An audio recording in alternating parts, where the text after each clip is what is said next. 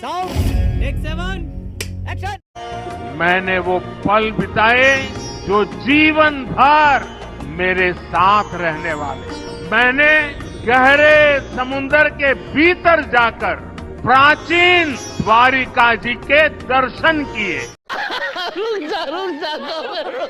तो भैया देखा, एक बार फिर डंकापति कपड़ा उपड़ा लेकर और कैमरा उमरा लेकर दर्शन के बहाने समुद्र में फोटो खिंचवाने पहुंच गए।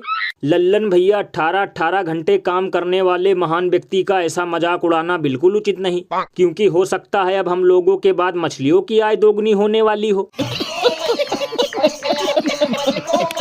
वैसे भैया एक बात समझ में नहीं आया, मोदी जी को तो 4 लोगों ने पकड़ रखा था, तब वो पानी के अंदर पलथी मारकर बैठे थे, लेकिन वीडियो बनाने वाले कैमरामैन को किसने पकड़ रखा था? क्योंकि वीडियो बहुत ही शानदार बनी है। लल्लन भैया इसीलिए तो इस पर महान कवि बाबा लपेटू दास ने कहा है कि ऐसे ही नहीं देश पर कर्जा बढ़ रहा है लगातार, कैमरामैन को भी पकड़ने वाले होंगे 2-4।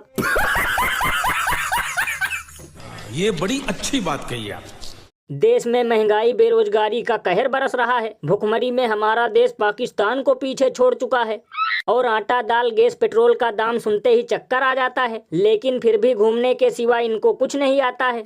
लल्लन भैया इसीलिए तो लोग घनघोर मजाक करते हुए ये कहते हैं कि 1.5-2 महीनों से विश्वगुरु का समुद्रों से कुछ ज्यादा ही लगाव हो गया है। कहीं ऐसा तो नहीं कि अब समुद्र भी माटी के भाव में बिकने का प्रोग्राम चलने वाला हो। और अभी तो रुको, क्लाइमैक्स अभी बाकी है।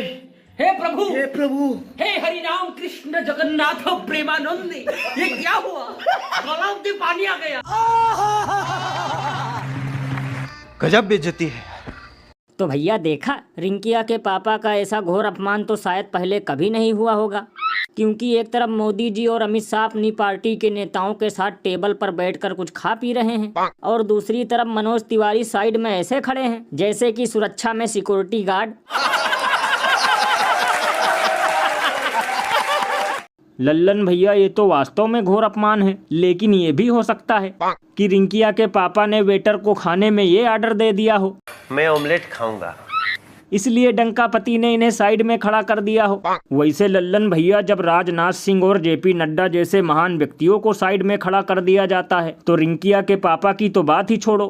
अरे बाप रे, ये तो धोती खोल रहा है। वैसे भैया एक अंदर की बात बताऊं, चाहे मनोज तिवारी हो और चाहे निरहुआ और सिलेंडर वाली चाची हो, जब तक ये लोग एक्टर थे तब तक इनकी वैल्यू थी, लेकिन जब से ये लोग राजनीति में घुसे हैं तब से देश के लोगों ने इनका मजाक उड़ाना शुरू कर दिया, क्योंकि देश के जरूरी मुद्दों पर ये लोग कुछ बोल नहीं पाते हैं और पढ़े लिखे युवा भी ईंट और सीमेंट उठाते हैं।